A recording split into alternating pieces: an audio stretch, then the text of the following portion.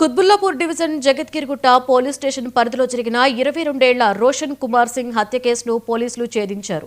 ప్రధాన నిందితుడు బాలశౌరిరెడ్డి, అతనికి సహకరించిన సయ్యద్ మహమ్మద్, ఆదిత్యలను పోలీసులు అరెస్టు చేశారు. దాడిలో తీవ్రంగా గాయపడి మరణించిన రోషన్ కుమార్ సింగ్ పలు కేసుల్లో నిందితుడిగా ఉన్నాడు. అతనిపై బాలానగర్ పిఎస్లో రౌడీ షీట్ కూడా ఉంది. నిందితుల నుండి హత్యకు ఉపయోగించిన కత్తి, ద్విచక్ర వాహనం స్వాధీనం చేసుకుని రిమాండ్కు తరలిస్తున్నట్లుగా డీఎస్పీ కోటిరెడ్డి చెప్పారు.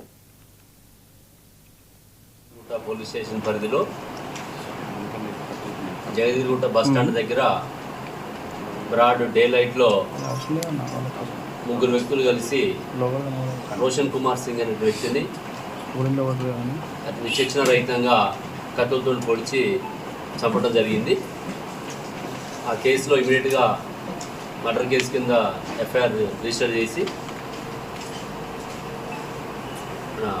SOT DCP Shobhan Kumar, assistant DCP Vishwaprasad, Balanagar ACP Naresh Reddy, జయదిగుట్ట inspector Venkatesh, Balanagar SOT inspector Shiva, entire team అందరూ కూడా ఇమీడియట్గా టీమ్స్ ఫామ్ అయ్యి మనకి, ఎందుకంటే సీసీ ఫుటేజ్లో సోషల్ మీడియాలో వైరల్ అయింది కాబట్టి ఆ పర్సన్స్ ఎవరు అనేది మనకు అప్పుడే తెలిసిపోయింది.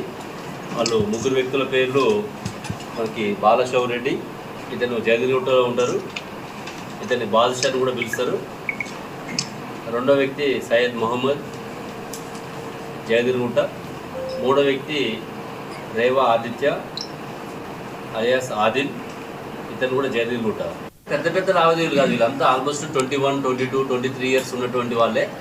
చిన్న చిన్న ఇష్యూస్లలో ఇల్లీగల్ అఫైర్స్ కావచ్చు, కొన్ని గతంలో జరిగినటువంటి కేసులలో వాళ్ళకి బెయిల్ గురించి కావచ్చు, జైలుకు వేయించిన సందర్భంలో కావచ్చు, ఇట్లాంటి అది మెయిన్గా ఏంటంటే ఈ వీళ్ళ మీద కేసులు అయినప్పుడు వాడు సమాచారం ఇచ్చినట్టు వీళ్ళు సమాచారం ఇచ్చిన వాళ్ళ ఒక అపోహలు పడి